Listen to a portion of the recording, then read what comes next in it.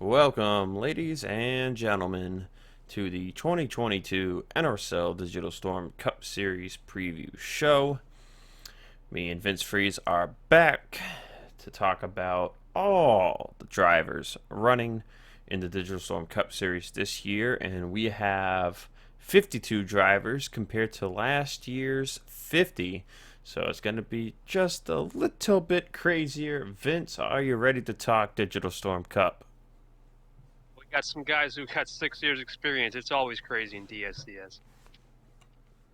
All right, well, we have a ton of sophomore drivers coming back. Let's start off with the driver who finished last in the point standings, Christian Vargas, jumping from the Front Row Motorsports 36 Dodge to drive for Chip Ganassi Racing.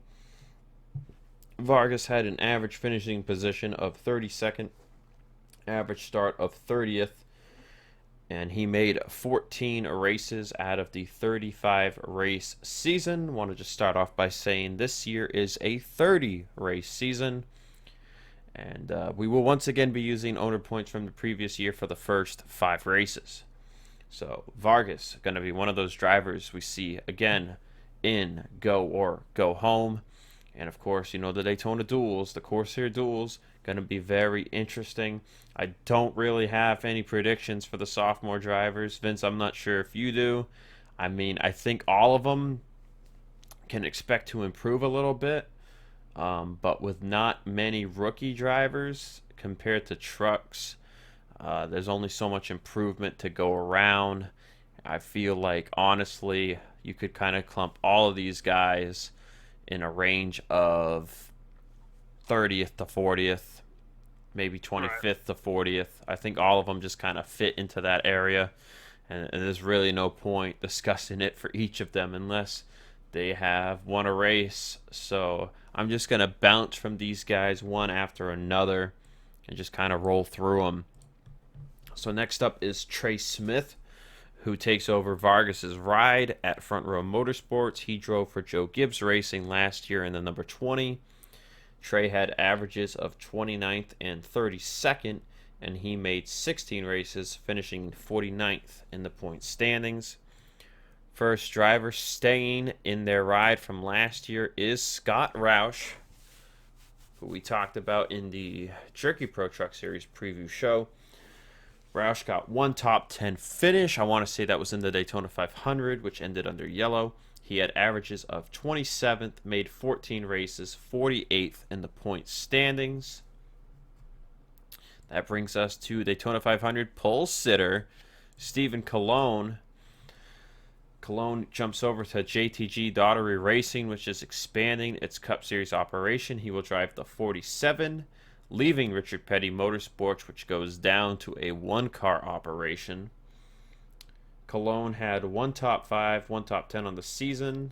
Actually, no, that's one top 10, one pole on the season. My apologies for reading that incorrectly. He had averages of 31st and 29th, and he finished 46th in points, making 21 races on the season. Logan Williams jumps over to Joe Gibbs Racing. Joe Gibbs Racing's number 11 Toyota. Out of the Front Row Motorsports stable, Williams had averages of 30th and 26th, finished 44th in points, and made 22 races. Fellow sophomore driver on the team with him is Laura Chung, your Jerky Pro Truck Series Daytona winner. Chung drove the 83 for Red Bull last year. Got one top 10 finish, averages of 32nd and 29th, and finished 43rd in the points, making 26 races, due in part to the 83 being high up in owner's points to start the year.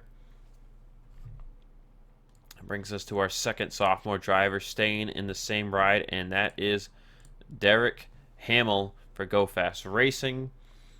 Hamill got one top 5 finish. We saw that at Pukekohe. After the inversion race, he had averages of 29th on the season, finished 42nd in the standings, making 21 races.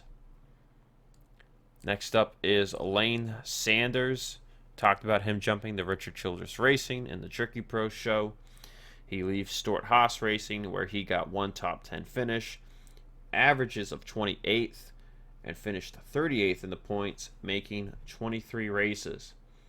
And Vince, that brings us to somebody kind of worth talking about, and that is our first sophomore driver on the list. That's Diego Ypez. Jumps over from Chip Ganassi Racing's number 1 to drive the 18 for Joe Gibbs Racing. Ypez got one career win way back in 2018 for Furniture Row Racing.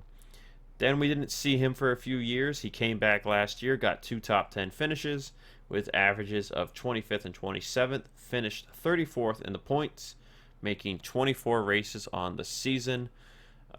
Ypez, Vince, what do you kind of think here? What's the ceiling for this? What'll be his 3rd season in the Cup Series? And he had so many problems last year in go or go homing it early in the season. He could never qualify for races, or when he did, he would always get some bad luck. He's similar to Roush. He needs to be resilient.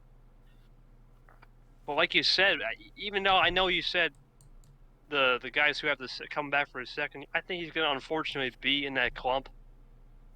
I know he's moving to JGR, which is a great organization, but because of the people also in that clump, I expect him to just stay in that clump of maybe 24th through 30th, and he's going to have to fight. If he gets caught up in that group, like similar, I think I said in the Jerky Pro show to somebody, if you get caught up in the back, I think it was Brad Lewis, you get caught up in the back and don't qualify well, you got to go through these guys, and that wears your patience thin. But I think he'll definitely get a couple more. I'm going to say 1 top 5, and I think he'll get 4 top 10s maybe, and maybe surprise with a win on a play track. Because I know William Brock almost had, and Toyota's pretty good at certain tracks like Pensacola. But well, that would be quite the characteristic win for Ypez, as his one career win came at Daytona in 2018. Yeah, so maybe a plate race, but I don't expect anything crazy like a top 15. I think he'll stay that 24th through 30th range. But that's just my thing. Could be wrong, but that's what I got. That brings us to Adam Flickinger for Sack Flickinger Racing. Of course, staying with the family team, we saw Adam win. Where did he win in 2020, Vince? Was it Talladega, I want to say? I want to say it was Talladega, but I could be wrong. I can't think of it. Just one career win for Adam Flickinger. I just can't think of where it is. I'd have to look at the document, but I would have to click out of my game to do that. I'm sure Flickinger knows. But anyway, 2021 was a down year, big-time slump for Adam. Just 1 top 5 finish, averages of 26th and 21st. Finished 33rd in the points, making 26 races. I'd say same thing as Diego. Like you said, Vince, he's just going to be in that kind of clump if he's not careful. But he has won before. It was, I believe it was North Wilkesboro that Adam won at back in 2020. I might be mistaken on that one, but I believe that was where he saw his first win come from. That brings us to our first Bulldog Motorsports driver. Man, where have I said that before? Colt Hudson back in the 93, full-time Cup driver now after his rookie season. 2 top 5s, 2 top 10s, averages of 25th and 24th. He finished 32nd in the points, making 26 races. I'd say I expect Hudson to perform a little better, but at the same time, he could regress, but he's got that Jerky Pro experience on his side. So it should be an interesting year for Colt. That brings us to a late signee in the silly season, and that is Priya McMahon, who has 1 career win to her name that she got back in 2020. She has been a Stort Haas Racing driver her entire career. She drove the 4 in 2020. She's been in the 41 since. She got 1 top 5 and 3 top 10s last year. Averages of 25th and 24th, so down a lot from her 2020 success. 31st in the points, 28 races made, came very close to being locked in to the first 5 races of the season. Vince, what can we expect from Priya? Yeah, Priya was our sophomore slump, I think, unanimously last year. Let me go on Colt Hudson. I think he won. Didn't he win the Jerky Pro dirt race at Bristol? Springfield. Or Springfield, yeah, sorry, excuse me, Springfield. So I think he could bring something to the table. think he got a dual win too. Yeah, I think he did get a dual win. Yes, I believe you're correct. Yeah. He can, like I said, similar to Ypez and Flickinger, he might be in that clump, but a plate race could be a surprise. Priya, I think she needs to break out here. This is kind of her season to do it. I think this is where we'll see the first driver. Obviously, he'll take a step back on the next two, in my opinion, but this is the first driver I think that could break into that top 15, 20. And I think, yeah, you know what? I'm not going to say anymore. I know you have something to pick with her, so I'm just going to say top 15, 20, and we'll move on. We'll talk more about her later. That brings us to R.J. Bishop, who has moved on from the Jerky Pro Truck Series despite not getting a single career win. RJ got 1 top 5 and 4 top 10s in his rookie season in Cup last year. He made 31 of the 35 races, had averages of 24th and 26th, and he finished 29th in the point standings. Expecting RJ to continue to improve this year. Brings us to Levi McIntyre, another weird third-year driver like Diego Ypez. Rookie season 2019 got the win at the Bristol Dirt Track. Skipped 2020, came back last year, just 2 top 10 finishes. However, he made every race with averages of 25th and 26th, and he finished 27th in the point standings. Honestly, I expect a little bit of the same out of Levi this year. And, you know, that kind of goes hand in hand with the next driver on this list, the 48 driven by Alex Verratti, which is now the loan car under the Junior Motorsports stable. Verratti's entering his 5th season in the Digital Storm Cup Series, and last year was a down year for him compared to seasons past, though he did do better in the point standings. But 2019 was his best year, where he finished 19th in the points. Last year, 1 top 5, 4 top 10s, averages of 24th and 23rd. 26th in the points, missed just 1 race. I know he was looking very good at Pigs Creek, I believe it was Vince. Yep. But Verratti, you want to think, is just on the door of getting that first career win. However, he doesn't have any truck experience really on his side. So he has been a bit of a cup lifer. And, you know, it's going to be very interesting to see what he can do this year. Yeah, I'm going to comment on all three. Obviously, RJ Bishop, you just mentioned Pigs Creek. He doesn't want to see a pit stall at Pigs Creek after he famously couldn't get into his pit stall. But I expect him to... You know what? I actually have both of these guys in my top 20 clump. They'll kind of be the next tier above the clump. I think top 15, 20. They can break out, but no more. Verratti, I have bigger things. I think he might be the first guy can actually sniff 13th or 15th, but like you said, missing a race is one thing. I just think how does he handle being in the series for 5 years without a win? What does that do to your mindset? I think this is the year where he's got to figure out, you know what, maybe it's going to take could be taking a rogue strategy. Maybe it's a place like a play track. We always talk about that, but you got to think if he's going to upset the apple cart without playoffs either. I mean, I think at this point, a good season would be getting a win. And how about getting your first career win in 2022? Maybe that's an accomplishment, right? I think he just needs to improve the qualifying, though, and then we'll go from there. Next guy, though, similar situation in a way, 34 races, Logan York. Yes, indeed. That brings us to our 2019 Jerky Pro Truck Series champion, Logan York, who sticks around with what is Kyle Busch Motorsports. Again, do not be deceived by what is on the screen. You know, York, 2 top 5s to 1 top 5 in his rookie season, but only 2 top 10s to 6, and no poles for Logan York. Averages of 23rd and 26th, so he improved on the average finishing. And, of course, his point standings improved big time. He was 40th in 2020. And, by the way, 2021 was the first year we did go home queue, so 40th in 2020 was basically 3rd from the bottom.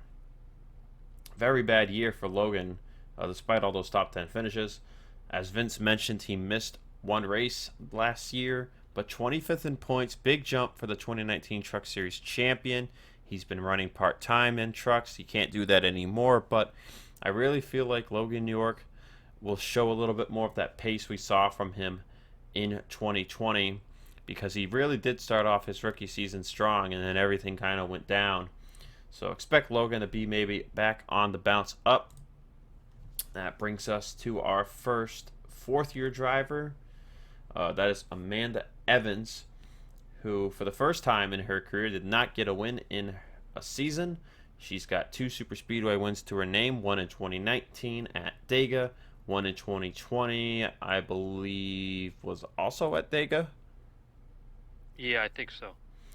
2 top 5s, 4 top 10s on the 2021 campaign, averages of 24th and 23rd, and 24th in the point standings, up from 41st in 2020.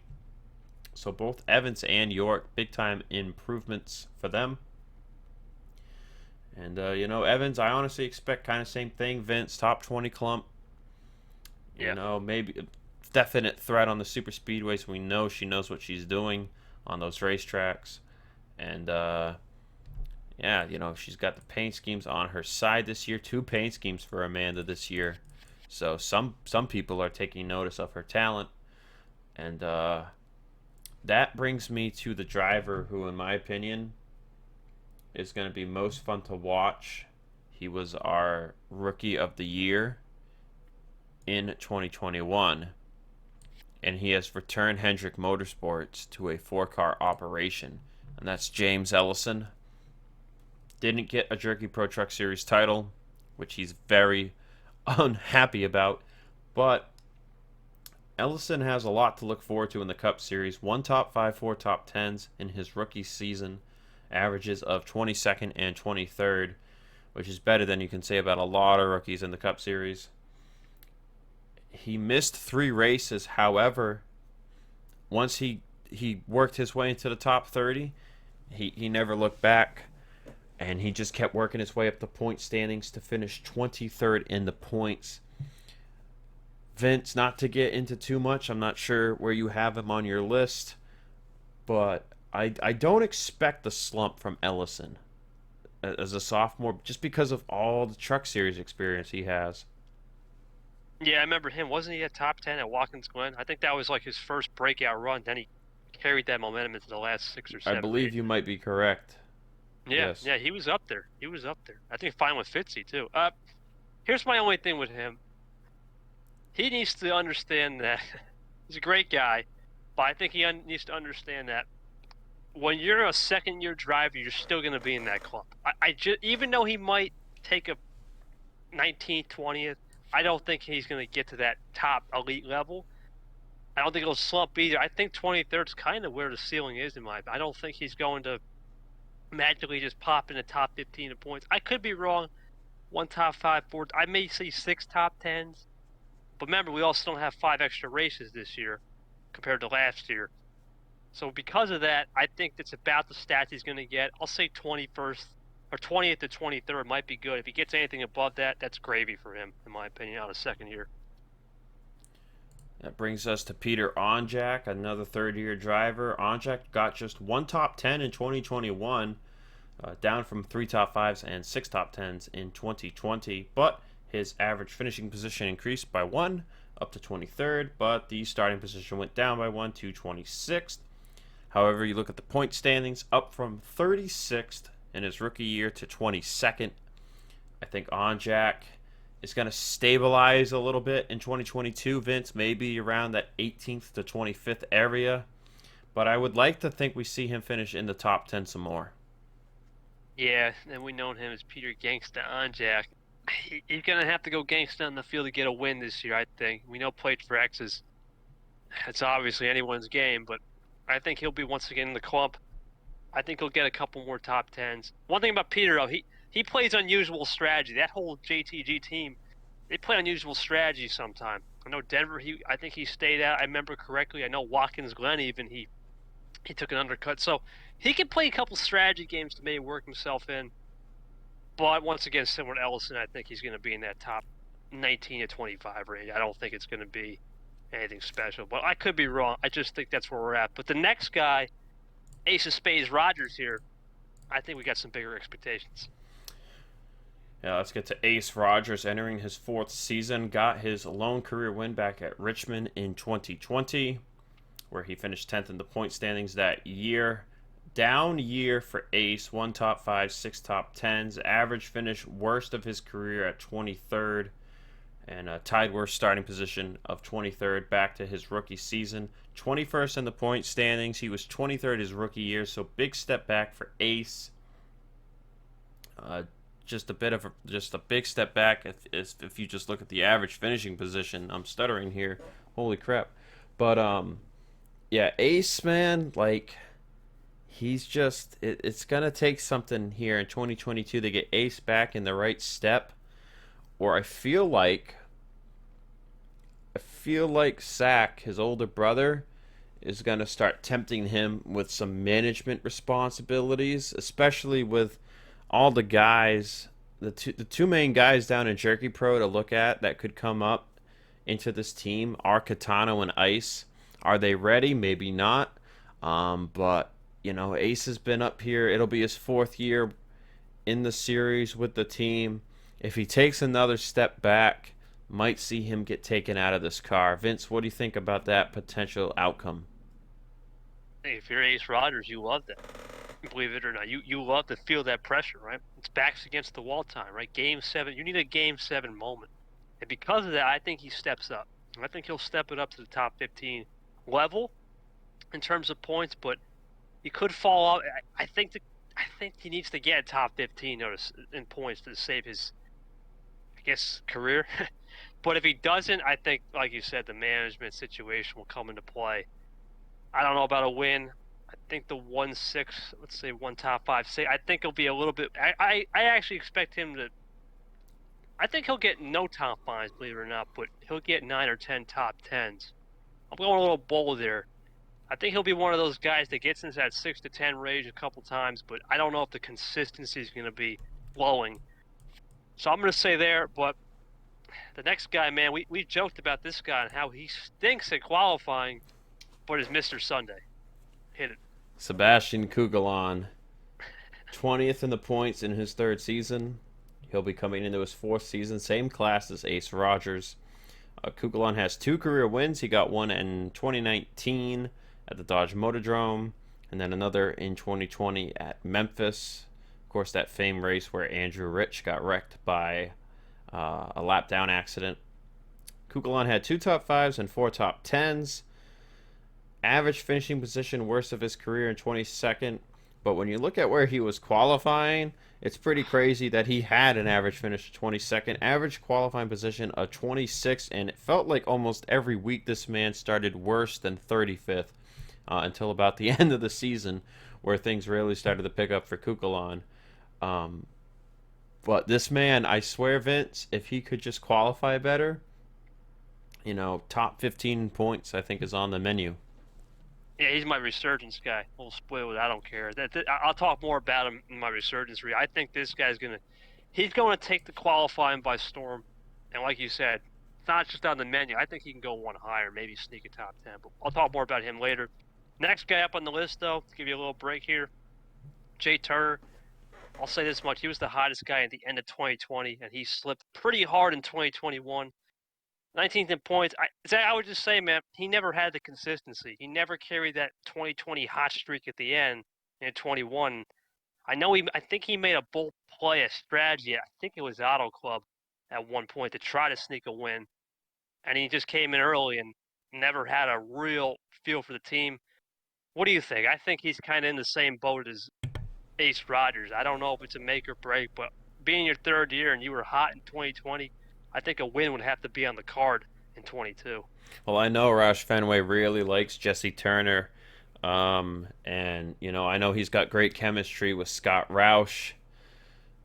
It's going to be an interesting year, I think, for Jesse. You talk about that hot streak at the end of 2020. Was that just like a random run of going crazy? 2 career wins. He's bound to bounce back at some point. We know he can win at a plate track. Talladega, and then he went at Homestead. But, this man right here didn't take a big step back, average of 22nd to 20th from his rookie season there. He improved in the points, 19th this past season. He was 21st in his rookie season, but funny thing about that was he was like, I think, worse than 30th before the playoffs started that year. It's going to be interesting to watch Jesse Turner. Yeah, I couldn't agree more with her. Not much for that. That brings us to another interesting driver to talk about, and that's William Brock. Brock ran through from 2017 to 2019 in Cup. Didn't race in 2020, came back 2021. Driving for Joe Gibbs Racing. 3 top 5s, 6 top 10s, and a pole. Averages of 21st, point standing of 18th. And Vince Brock looked like he had a really good shot at a good finish at Bristol on the pavement track. And then, typical short track racing, everything came crumbling down, and he ended up, I think, finishing last or 41st, something like that, just with a torn up, battered race car. Yeah, I think I picked Brock out of all the races, and I think I picked Brock every weekend at a super speedway last year to win, and he never did. But he should have won Armory Digital. He had Priya and him were the two best there. He had a chance at Pensacola. I think Richmond he played his strategy well, but then the tires fell off. Yeah, he's always Mr. Where did he come from? But then where's the consistency on the back end? Because of that, I think he's going to stay right there in 18th to 20th. I'd be shocked if he can get to win, but I say other than the play track scores, we can say that about everybody really. But I think 18th through 20 is a good prediction. But I know he's got I know Pensacola is a track that Toyota seems to have the thing figured out, and Brock seems to know Richmond pretty well. So maybe those two tracks he can do something. But I really just think he needs to develop consistency, because although 21st and 21st is nice on the sheet with a qualifying average, I think if he can get 15-15, that could produce a top 15. I think that's his goal for this year. That brings us to Zech Flickinger, 17th in the point standings. Missed the race, believe it or not. 2 top 5s, 8 top 10s, and a pole. Averages of 18th and 15th. Now, man, this guy could qualify this year. Flickinger, another driver like Brock that missed 2020.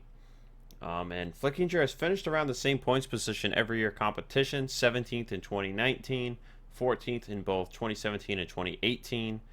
He's got wins wins at Talladega and Dover. And I think Zech Flickinger is going to be a man with a chance to win in 2022. Just came back, took over from William, put William in the management role. And I think Zech has a very good chance at getting a win somewhere in 2022. I'd watch out for this guy.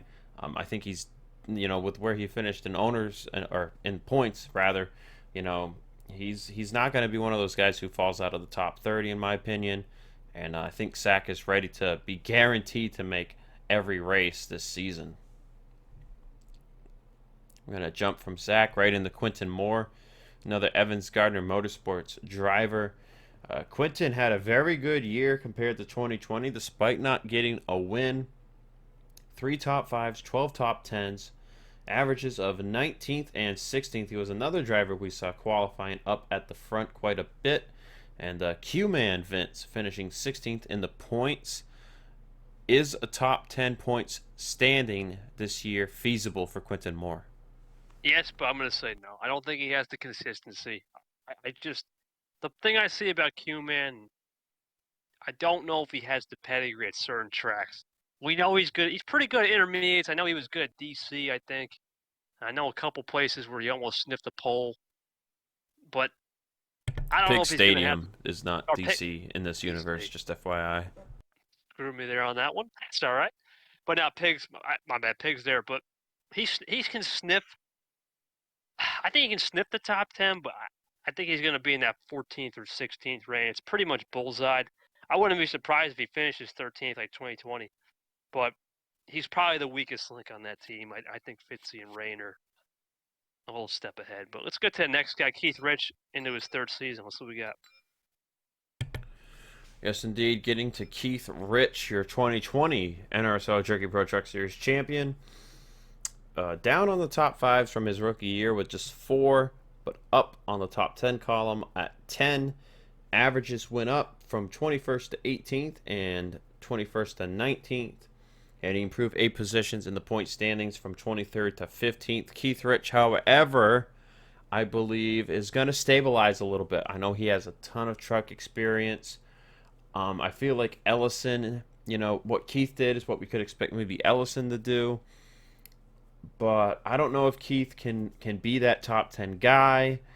Just I don't really have a lot to say about him, but I think he's going to get a win this year. I don't know where it's going to come, but I think he's going to get a win somewhere. Going to jump from Keith right into the next driver, and that's Cole Deaver. Rookie breakout back in 2018 with 3 wins. Got another 2 in 2019. He finished 2nd and 3rd in the points those first 2 years. And then he took a big step back in 2020, finishing 26th. Didn't win a race. Last year, a bit of a rebound back up. 3 top 5s, 13 top 10s, a pole. Averages of 16th and 17th. Back to his, I guess, quote, old self. 14th in the points. Deaver, Vince, come on. Like, this guy's got to get a top 10 in the standings, in my opinion, this year. He's due for a win too. What is it, Meadowlands 19? I think yes. I think he's got to get. Unlike Kukulan, he can qualify. The problem with him is, unlike Kukulan, he didn't have the middle of the race pace. His race pace was just never there in the middle of the stages. He would always fly at the end of the run or start well, but he needs to improve the middle pace, especially on intermediates. There's been countless times where I know, actually Meadowlands, for example, didn't have it. Denver, I know he was a little off. I think he needs to continue to build on that momentum. But this, I can officially say, this is the first guy I think that will finish that between that 8th to 12th range. I think he's capable. And now we're starting again to the sharp end. Now everybody past Deaver here, I think, is more than capable of starting to play. That gets us to Alexander Rae, who missed the 2019 season to run in the Jerky Bro Truck Series. 9 top 5s, 17 top 10s. Came close to a win at, I believe it was Papyrus. 1 pole position for Rae. Averages of 15th and 16th. And he finished 13th in the point standings. Was fighting Andrew Rich there at the end a little bit for 12th. Alexander Rae, man, he's going to get back in the victory lane. It's just a matter of where. We have seen this man win at Atlanta twice. Saw it in 2017, saw it in 2020. He's got 3 career wins to his name. He's bound to get more.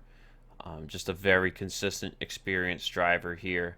Is the driver of the 14 of Rae, and Vince, I don't know if there's much more to say there. I feel like that's all the check boxes on this guy. It says 4 career wins, 2 in 2020 and 1 in 17-18. Maybe Indy? Did he win at Indy in 20? Did I say 3? I meant to say 4. I'm sorry. Yeah, that's where I think he gets the win. I would say Atlanta or Indy are kind of his playgrounds. I think he's. I don't want to call him a 2-track wonder, but I really think those could be. 2018 he won at Provo, but we're not going there ever again. Right. So I think 2020. I think Indy or Atlanta could be the places. I think he's another one of those guys like Cole Deaver. If he gets it right, 8th to 10th in points is a really solid call. All right, Vince, and I don't mean to hype this man up, but it's Andrew Rich, baby. You can't discount this man. He's got a new sponsor, Dr. Squatch, on board for 2022, trying to get this man a fresh scent to get that first Digital Storm Cup Series championship. When you look at Andrew Rich's career at the get-go, 2017, 29th in points, no wins, but 2018 wins the first race of the year, the Daytona 500, gets some fuel strategy wins, just started going crazy, 8-win season 2018, but Pensacola prevented him from making the Final Four. Then 2019, he was out due to a dirt track injury sustained over the offseason. Came back in 2020 with a hunger for winning, 4 wins that year, but once again failed to make the Final Four. And then this past year, he didn't even win until the playoffs, Vince, but 3 wins in the playoffs, 10 top 5s, 18 top 10s on the season, and a pole, averages of 15th and 14th. The best averages out of Rich in his career, better than his 8-win season in 2018, which were 16th and 18th.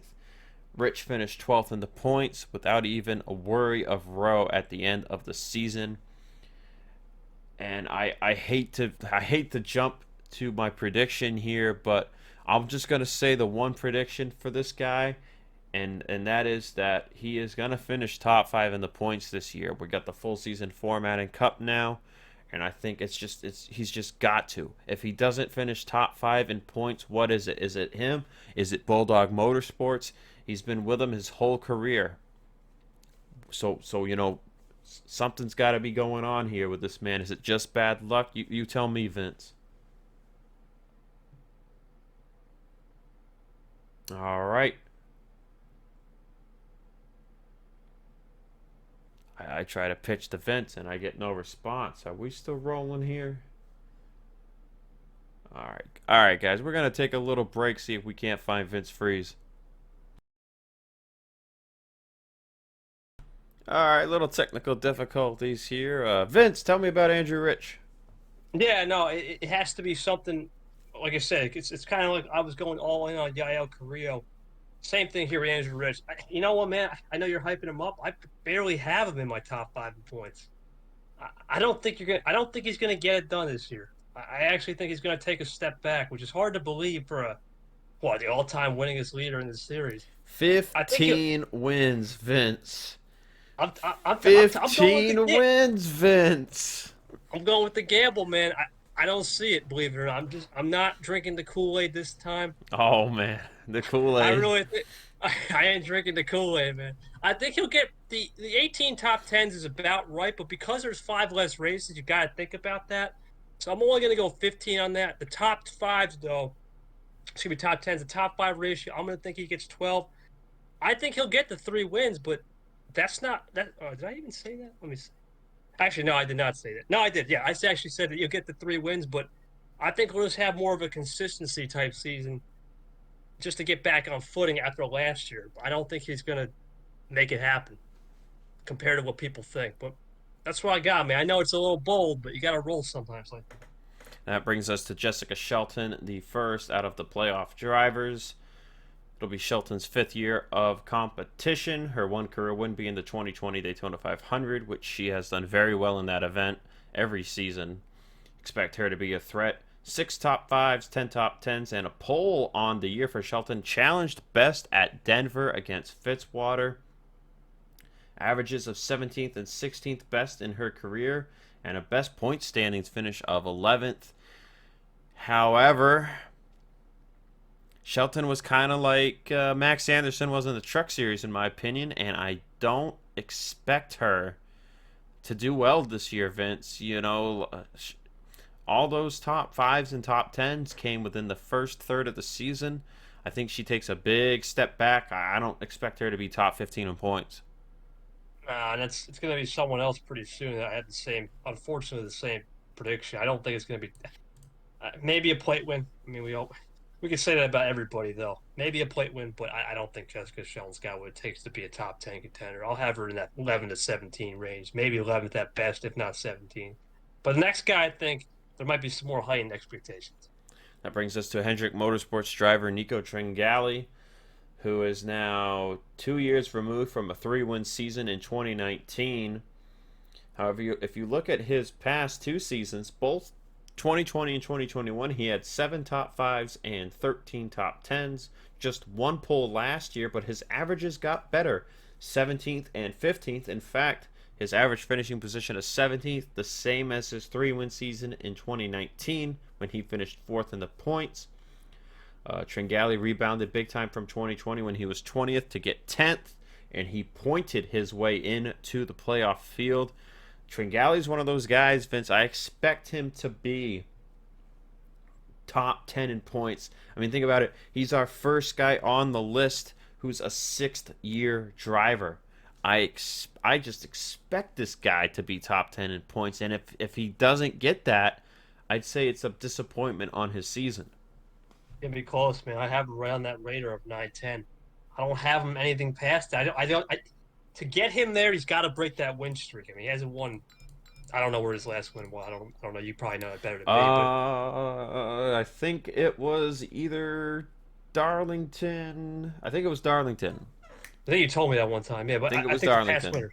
Yep. He's got to win a race, and then if he can win that race, I think he can start building the confidence. It's going to be a confidence thing with him. Looking at the qualifying ratio to finish ratio, maybe 11th. If he can get a qualifying ratio of 11th, that might help it to maybe 13th. You're really going to fall back on that to maybe sneak a 9th, 10th in points, but he needs to build consistency and maybe get that win. But the next guy, unfortunately, Kev Shearer, uh, I think he's going to be like Jessica Shell. What do you think, Zach? Right as we get to Kev, I'm sneezing, so you got me triggered, boy. Gosh darn, man. Triggered Kev. Kev Shearer, man, got that win at Pukekohe. 3 top 5s, 5 top 10s. Down year in a way as far as those stats go, except for the win. No polls. Averages, though, increased upwards, 21st and 19th. Finished 9th in the points, missing 3 races. Got in the playoffs because of the win. If you take away the playoffs, I believe he was around 21st or so. But Kev, yeah, Vince, I mean, with it being a full season championship, there's no way I see this guy finishing top 10 in points. Top 15, maybe. But I think that's a stretch, too. But Starcom Racing in their second season, I'd expect Kev to do pretty decent for him. I think we're going to see him finish in the top 10 more. I'm not so sure about that top 5 thing, though. No, I don't even. I barely have him in top 15. I don't think he's going to even. He'll. I don't know, man. Kev's interesting, right? He could, like I said, the doubleheader race, a plate race. You can see something, but with the full season championship, he kind of got lucky with that win. He just never really showed me anything in the playoffs either. When we did have him to make this magical run for 22. I think he'll be stuck there, but kind of similar to Jessica Shelton. Let's go with it. And that brings us to Seth Cole, who, for the first time since the first season of competition, will be driving for a team not his own. Seth Cole makes the jump to S3 Motorsports as Seth Cole Racing shuts down. Seth Cole had a down year in his final year as a team owner. We saw him do crazy things at the end of 2020, finishing 3rd in the points, 4 wins, those 2 back-to-back road course wins, and a 3-pole season.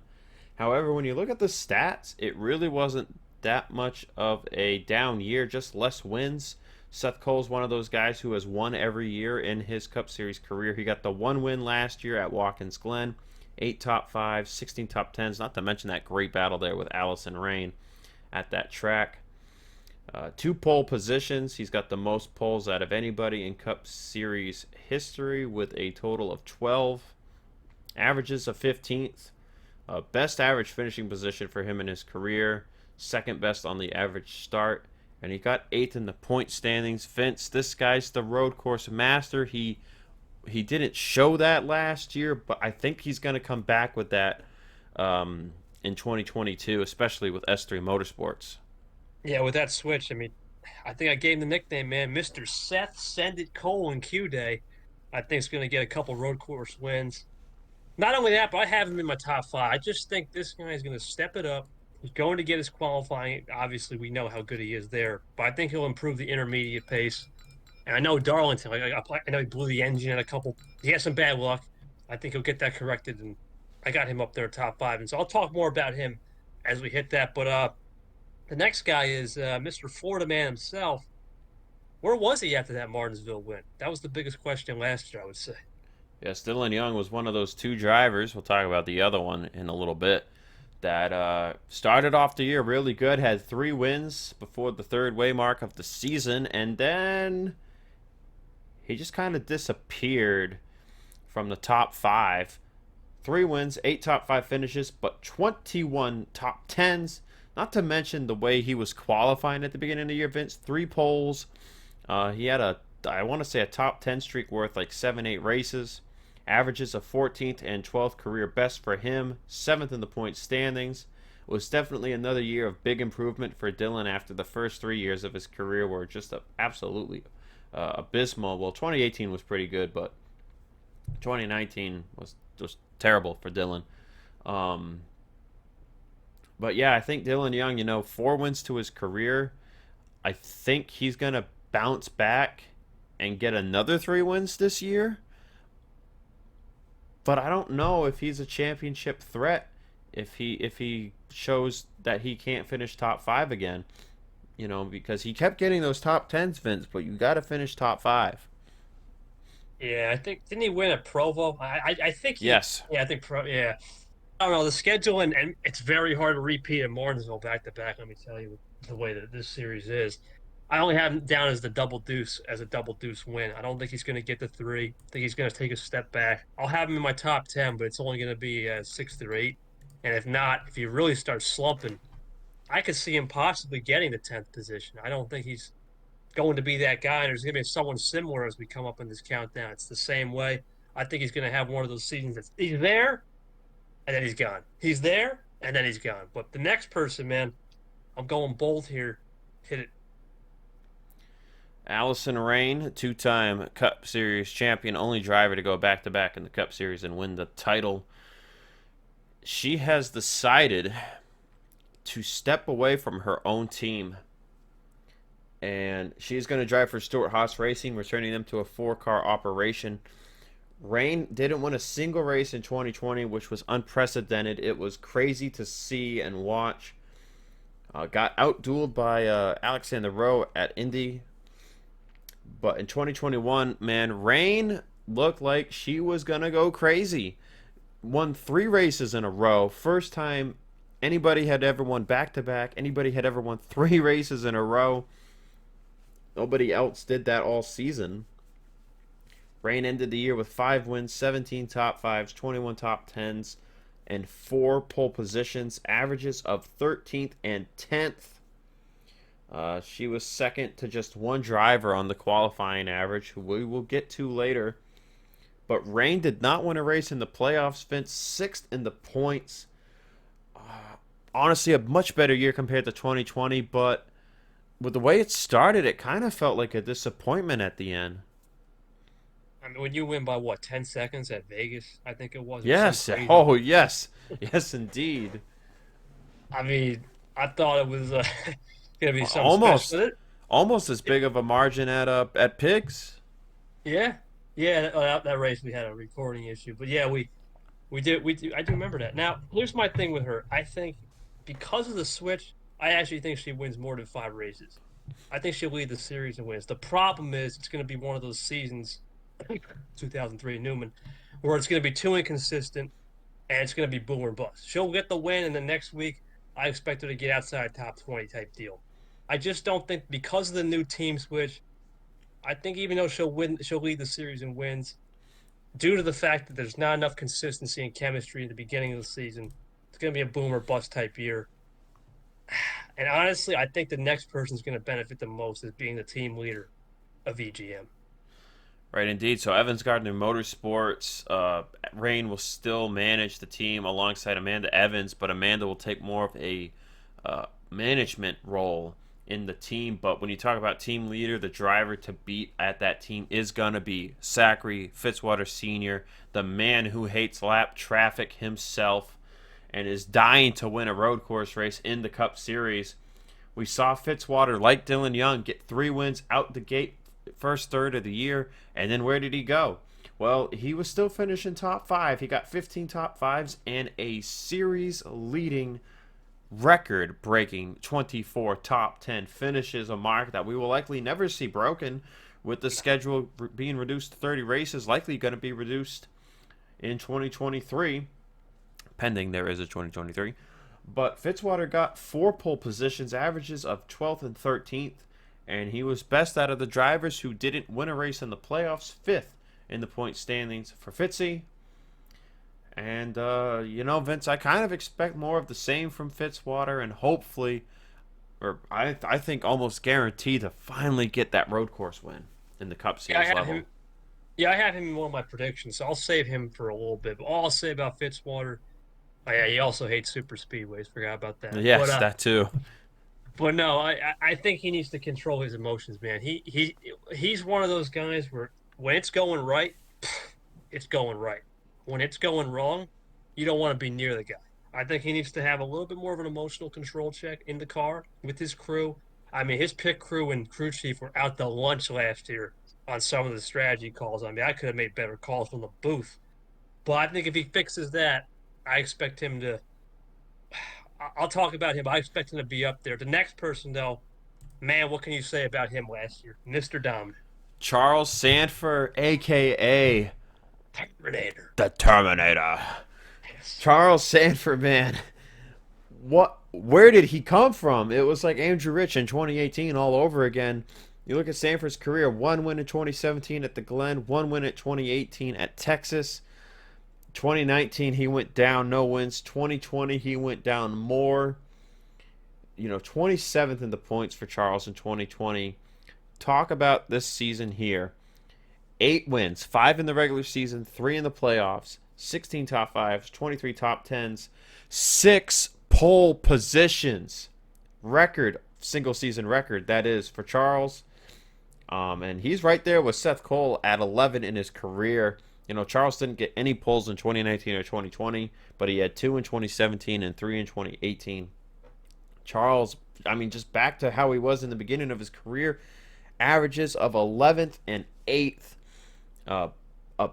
Tied best with a couple of the drivers on the average finish, but best at a starting.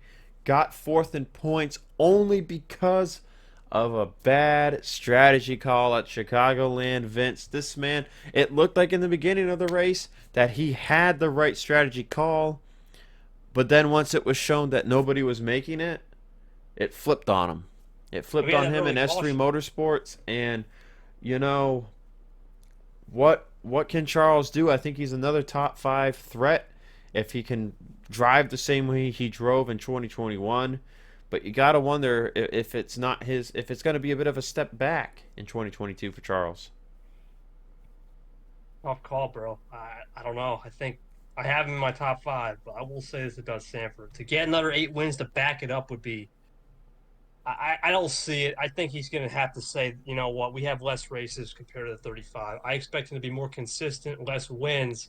The thing is, similar to Fitzwater, his strategy calls in the beginning of the season were out to lunch. I think those two have to fix that. If they can fix that with the crew, man, I think he could be in there in the threat. This championship, and unlike without the playoffs now, I think there's no excuses for him to not try to get a championship. But this next guy, arguably one of the best What? Well, hold on. Let's not get into the next guy just yet. And just want to touch base. Yeah. No playoffs. If there were no playoffs in 2021, go for it. Sanford would have been your champion, but I believe it would have been 16 points over who actually won the championship. But go into your transition there for the driver of the number 9. I mean, he won probably the race, the playoffs, if not the season at Homestead. That's all I'll say. Go for it, Nate Rogers. Nate Rogers, man. 2 wins, 6 top 5s, 18 top 10s, no poles, averages a 16th and 15th, gets 3rd in the point standings. On that fuel strategy win at Homestead, the win at Pukekohe got him into the playoffs. First win since 2019. Interesting statistic here I'm seeing is that Nate has only ever won in an odd season. He was very, very consistent, though, in 2020, despite not making the playoffs. He was leading the points for most of the season. Ended up finishing 18th in points that year. But Nate, man, will it be back down for Nate since it's an even-numbered year? Honestly, Vince, I don't have him. I don't think I have him in my top 5. Nope. I'm looking at my top 5 at the bottom of the screen. He ain't in it.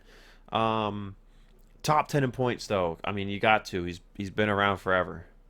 Yeah, I think he'll be there. He'll be the top 10. But you got to remember, though, he's got to learn. The one thing Nate's got to learn, though, I think, is I think he almost had a car at Richmond, too. I think one year he almost won. I'm not sure. It was 2017. 2017, he won at Richmond. First driver to win at the track. Yeah. So I think he has the short track pedigree.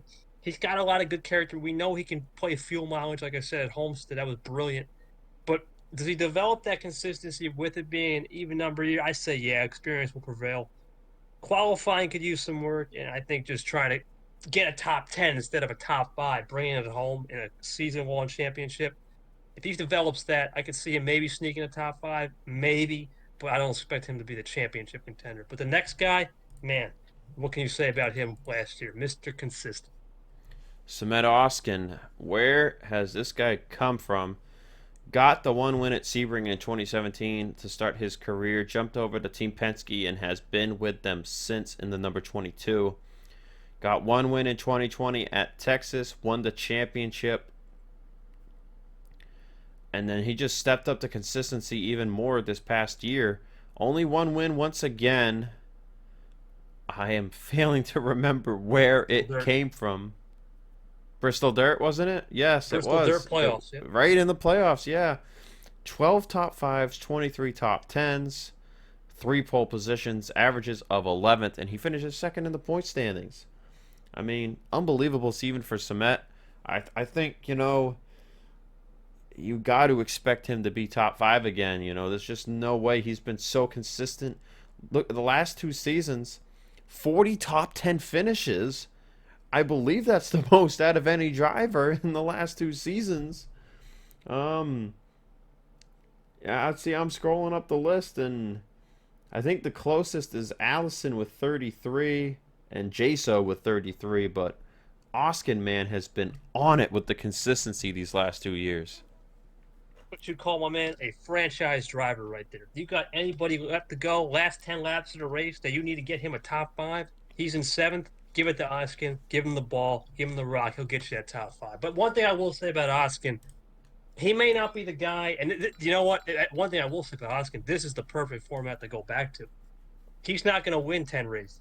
He knows that finishing 2nd, 3rd, 4th, 5th, 6th, 7th, that's going to take you to a championship if other guys falter. Just that flatline consistency alone, I wouldn't be surprised if he not only, obviously I don't have him as my chip, but I don't even have my top 5 in points, which is surprising. But I will say this. He can surprise people, and wouldn't be surprised if he gets a 2nd, like he did in 21. And you're just going to say, oh, Mr. Flatline did it again. That's it. And those are the type of tracks where you have to be consistent. Those intermediate tracks, those road courses where you got to be smooth on the throttle. His driving style is like no one else on the field, in my opinion, in terms of smooth and quick. Give it to Oskin. But like you said, the drum roll of the century. Let's go. You know what to do, Zach. Defending Digital Storm Cup Series champion. Won 5 races. 17 top 5 finishes, 23 top 10s, just 2 poles. Averages of 11th and 12th. And he's the only other driver next to Seth Cole who has won a race every year of his career and every year in Digital Storm Cup Series history. And that's Jonathan Zorlin, baby. J-Zo, man. And another big crazy stat about J-Zo. Every season of his career, he has finished 9th or better in the points. 4 of those years, 5th or better. 3 of those years, 3rd or better. Vince, the man is just... He's consistency, baby. Like, he doesn't have the most top 10s or top 5s out of everybody, but doesn't have the most wins, but he's just always there, Vince. Yeah, he's there. I mean, 5 wins, like, and an all-star race win, too. I remember that. Yes. Crazy all-star. I really think, I'm not going to spoil it, but I just think this, to beat the man, you got to learn that one word, and that's consistency. In a non-playoff format, I think he finished 2nd last year behind Sanford. Yep. That's it, man. I just think that's all I'm going to say. Let's get, cut the chase. Let's get to the rookie of the class. I'll talk more about him later. Excuse me. Rookie of the Year class, we've got Audra Baran-Auskas in the one for Chip Ganassi. Reggie Fogelman is going to be one of those double duty guys driving for Stuart Haas in the Cup Series. Henry Sanford will drive for S3 Motorsports in his rookie season. He's in the 06. We got Vince Freeze in the 12 for Team Penske up from Jerky Pro. Jack Holton, so another one of those double downer guys. He'll be driving the 13 for Germain Racing. Owen Miles we talked about last night. Going to be running in Cup for Yates Racing in the 28. Mason Dagger, rookie driver for Front Row Motorsports in the 34. Christian Russell in the 38. Another one of those double downer guys. driving for Junior Motorsports and Trucks, front row up here in Cup. And he's driving the car that won the Daytona 500, Vince. Yep. Roy Ribbleton, who's going to be in his second year in Trucks, will make his first Cup Series season. And that leaves us with a handful of drivers. You got Bradley Ream in the 88 for Yates Racing, finally making a stab at the Cup Series. And then at Red Bull, you got Blaine Saylor in the 84 and Brent James in the 83. Vince, take it away on the drivers not returning. Actually, real quick, total counts, 12 rookie drivers, 11 second year, 8 third, 3 fourth, 9 in their fifth, and 9 in their sixth. I think it's going to be the year of experience once again, Vince, but we'll get into that more later. Tell me who's not coming back.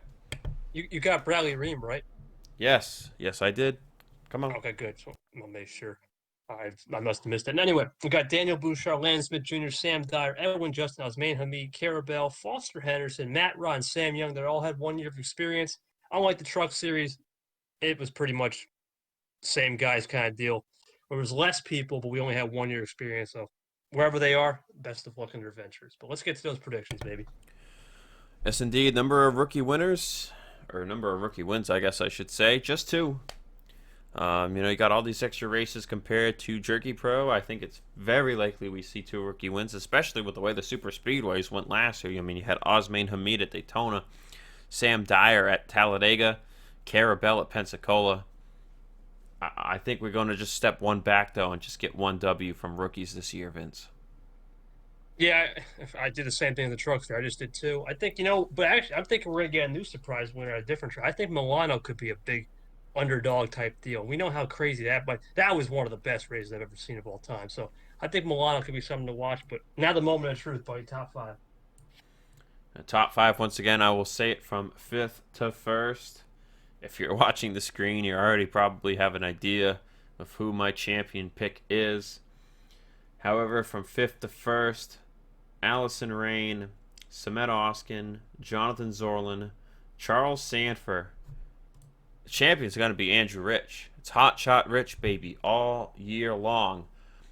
You cannot deny bad luck every year for Andrew Rich when it comes time to make playoffs. There's no playoffs. Does the bad luck end? I think it does. Andrew Rich is going to win this championship. He's going to have the best year since 2018. And he's just going to get it done. And, whatever he wants to do afterwards, man, if he still leads the all-time wins list and he's got that title, I mean, yeah, sure, he doesn't have to like Rain, but arguably, I don't know, like, I feel like Rain is currently the greatest driver of all time, and that's taken away from my point here, but Andrew Rich, man, you will not deny top 5 best driver all time. No, you can't do that. Even though I have him on my polar opposite scale here, I got Andrew Rich in 5th. And the only reason why I say I just can't drink the Kool-Aid, man. I know you are. I've seen That's it the before. Rays energy in this case. Yeah, I can't drink that energy, man. But Seth Cole, I got him in 4th. The road courses, he improves not only his finishing, average qualifying, but just stays more consistent at those intermediates. Rain, it's boom or bust. I think it's just going to be too inconsistent. Might actually leads the series and wins in my predictions below, but it's too boom or bust with the new team. Sanford, I think we're pretty even there. He's 2nd. I think he big step back, but develops even more consistency. Needs to fix the pit crew. That's the biggest problem I had there. And for the first time, I don't know if this ever happened, but if my prediction is true, we'll have back-to-back championships. It has happened. Allison Rae went back-to-back, 2018, 2019, but it would be the first time done in the same car, going back-to-back, because Rain did it for the same team. It was her team. However, it was different number, different manufacturer back-to-back. So JSO would be the first one to do it, same car. No, I meant like in both. I don't know if you've ever had the Truck Series championship from the year before and the Cup Series before defend. Okay, yes. That would be the first time that we would have the same champion in both series back-to-back years. I'm going with him, man. I think he's too consistent, and to beat the most consistent guy, the only way I could see is you'd have to be on the 100 level every minute. I just think this guy's going to do it. And he's going to do it in style, not getting those 5-6 wins. I think he'll get maybe 3 or 4. But guess what? Second place is just as good as first place, man. Because the next day, he can do second again. And similar to Oskin, though, Oskin could go through a dip or a valley. I think he just flatlines it all the way and pulls the Oskin strat and brings it home. Let's talk about here drivers that we think we're gonna take a jump down here on the list, right? Driver with the most wins at the end of the season is going to be Andrew Rich for me with 5. Obviously, he's my championship pick. Looking at the top 5 in points, I think my top 5 in points prediction, I'm going to say that top 5 wins 18 of the 30 races. Yeah, I think I picked Rain with 6. I had Zorro, let's say 3 or 4. I'm only going to go with, believe it or not, I think I'm only going to go with 16. The reason why is because there's not a lot of road courses on the schedule. And I think Andrew Rich has the ability to steal one in the top 5. He's not going to be 0 win like in the Truck Series in 50, but he'll get a win or 2. I expect this to be 16. I think it's going to be a little bit more diverse. And the reason why is because of our dark horses, and it's just more stacked in the Cup Series. There's a lot of guys that can win week in and week out. I expect maybe on a certain intermediate track, you can get 15 guys. Put your name in a hat. And you got the right strategy, it can go your way. Let's get to those other picks there. We've got our sophomore slump, our dark horse, our resurgence, which we only do in the Cup, and then the Rookie of the Year. Vince, we are in agreement once again here on the sophomore slump, and it's RJ Bishop. Yeah, I unfortunately for RJ, I know he's trying, but I just don't think it's going to happen. I think he needs to develop a lot of chemistry, not just with the team, but he's got to develop a lot more driver talent skills. I know he's got it to certain places, but in a full season championship, I expect him to take a couple steps back. And I'm kind of thinking you're going to say the same thing, I would say. Oh, with RJ Bishop, though, right? So let's say we're going to say sophomore slump. Second out of rookie drivers compared to James Ellison. He's got that truck experience like Ellison, Colt Hudson.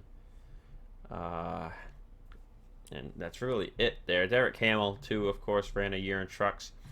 But I want to say that by slump, we're going to see RJ just not improve. And it's going to be another 29th, maybe 26th or worse, you could say, points finish. Don't see him improving at all. And I think that's, honestly, it's basically a slump. 30th or worse, definite slump. Right. That gets us to the dark horse. Dark horse, once again, ladies and gentlemen, is driver you think is going to get top 5 in points, or, well, not think, but driver you believe would have a chance to finish top 5, isn't in your top 5, maybe chance to win the title. For me, it's Nico Tringali.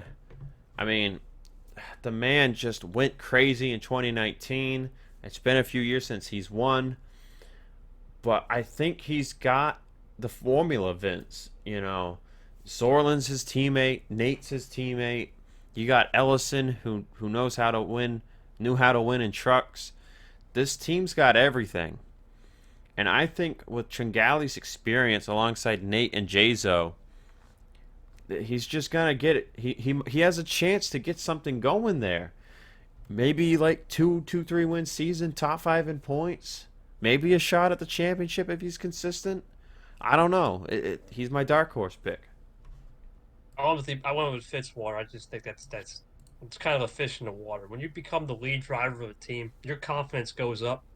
And his biggest thing, like I said, is he's got to get the pit stops, the pit crew, the crew chief down. If he can get that chemistry down, we know he can do something magical at road courses. Even though he's never won, it's got to happen this year. And if he can do that and maybe pull some Fitzy magic, as I like to say, Fitz magic at these plate races and doesn't get too angry, and he stays consistent, flatline like Zorro at intermediates, and just stays with it at dirt and just other miscellaneous tracks, I think he can pull a top 5. And honestly, I had trouble not putting him in my top 5. Him and Seth Cole were a toss-up for me. I put Seth in just because I think he can stay a little cooler. But if Fitzy gets that cool chemistry back with Quinton Moore as a nice sidekick too to help with qualifying setups, man, I think he can do something. I think if I'm not mistaken, Fitzy was my champion last year, so he almost did it, but the playoffs kind of bit him in the end. That brings us to the Resurgence. Resurgence is a driver that you feel went down compared to seasons past and is going to rebound greatly in the coming season. For me, it's Priya McMahon. Just look at 2020. A win, 12 top 10s, 9th in points in the playoffs there. Missed 7 races last year. 31st in points. Was on the climb up at the end. Resurgence-wise, I'm thinking more than one top 5. At least 2 top 5s. At least 5 top 10s. Maybe a pole. Gets her averages up from 25th and 24th. And she's going to finish top 25 in the standings. To me, that would be a good resurgence for Priya. Vince, who you got? That'd be Kukulan. I just think the guy needs to qualify better because of that low hanging fruit. I think he does qualify better. I mean, it'd be hard to say it's really called resurgence. I just think he gets to qualify and goes maybe 5 or 6 spots better for points. It's a bold call, but it's kind of like saying if he doesn't, he doesn't. If he does, he does. It's kind of one of those calls where I'm just putting it in, see where it is. It's just hard, man. I couldn't think. I thought about Priya. I thought about who else did I think about? It's funny. I actually thought about James Ellison for a second too. Maybe just putting him in there, but I think Kukulan was a little hanging fruit because of that qualifying stat. But the last one, I don't know about you, but this is, I think, the no-brainer. Yeah, I mean, I don't know how you can go wrong with the incoming Jerky Pro Truck Series champion, Audra Baranauskas. Like, how can you go wrong there? Keith Rich was driving in Cup the year he won his Jerky Pro Championship, so we couldn't really pick him to be Rookie of the Year. I think he came close in 2020. I'm not sure. I think someone beat him. But yeah, like I don't know if there's anybody else you could pick for Rookie of the Year, Vince. I want to say it would have to be Henry Sanford. There's no one else. Everyone else is fresh blood. Fogelman, Freeze has a year of truck experience. Holton's fresh blood. Miles has a year of truck experience. Dagger, Russell, Brent James, Blaine Saylor, they're all fresh blood. I mean, Ream maybe a little bit, but it's mostly Audra and Henry for me.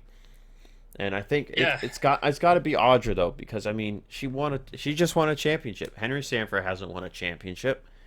I gotta go for Audra here at Chip Ganassi Racing. Yeah, the old hashtag, baby, defend the one. I think that's Audra Baranowski's in the one for a reason. That's a big statement in itself. I think Bradley Ream and Henry Sanford could give challenges, but unlike the Jerky Pro Truck Series, I think I honestly think with a couple races to go, I think Audra should have locked this out. I don't think anyone's even close. Like you said, maybe Henry Sanford, but with that team I think about Henry Sanford. Sanford's got great teammates. Got Charles and Seth. That's the only thing you could kind of maybe make a case for. Those teammates could help later in the season, but by the time Henry gets cooking, I think it'd just be a little too late and it'd be burnt toast. Yeah, Vince, and that wraps it up for us, ladies and gentlemen, thank you for listening to us jibber jabber here for a long time. Oh boy. Next time we see you guys, Daytona 500 qualifying. As with last year, we will split the groups up accordingly. Half and half. It'll be 26 and 26. We will have all 22 of the Go Home cars in one session. And joining them will be 27th to 30th in owners' points. That'll be Levi McIntyre, Vince Freeze, RJ Bishop, and Henry Sanford. And then the top 26 will be in the first session. And then, you know how it goes, guys. Reorder it up for the Corsair dual races. top 4 go or go home drivers in each duel make the race, and then we fall back on 4 drivers on speed. And then, we get into the Jerky Pro Truck race at Daytona and the Daytona 500. And then we're on to the races. 18 race season in Jerky Pro, 30 in Digital Storm, both full season titles. You got to watch it all this year, Vince. You can't just skip to the playoffs. So it is going to be quite the season, and I am ready. I hope you are too. Let's see if I slump with my on-time percentage. I think I only missed like a couple. We'll see what happens this year. But I'm looking forward to it. I think it was just one. I think it was just one Jerky Pro race, or it might have just been 1 or 2 Cup races. I can't remember. Yeah, it wasn't much. I was definitely more on time. But no, I'm looking forward to it, man. Like I said, we don't know what could happen in 2023, so I'm looking forward just to enjoy every moment. And I know for a fact, Zach and I have fixed the Daytona 500 package. You will never see whatever that strategy package was again. Yes, indeed. We're back to regular fuel tanks. Thank God. I think as long as we don't end on the yellow, anything will beat that finish from last year. Oh yeah. So with that said, ladies and gentlemen, thank you for listening to us ramble. I know my throat would like some rest, so I'm sure Vince's would too. But I think I did most of the talking again. But that's it. So we'll see you for Daytona 500 pole day qualifying. And one last prediction, Vince. Oh boy. Daytona 500 pole winner. Another rookie. Another rookie. I'm not asking who. I'm not asking who you think's going to win the pole, but is it going to be another rookie, or will the veterans take that pole position back? And we know Dylan Young has started on the front row, I believe, 2 or 3 times. Yep. I'm going to go with a rookie, though. I think, believe it or not, it's not many this year. I just think getting that right draft, they don't know any better. Let's go aggressive. I think a rookie stuns it, but it's similar to most races. I think they're not going to win the 500, in my opinion, but I think they'll get the pole. All right, Vince. Well, I'm going to go opposite just to do it. And, veteran. Somebody in a veteran class, arguably, I'm going to say it's somebody in the 5th or 6th year group. But you can just quote me on saying veteran if you want, because rookies only have one class. But, yeah, that's it. Why are you still here? We're still rambling? Oh, man. Signing off, maybe? Signing off, maybe? I think that's your line. Yeah, we out. We out. We see you for Daytona 500 pole day. Baby, it's 2022 season. Let's get it. Sunshine State. We out here.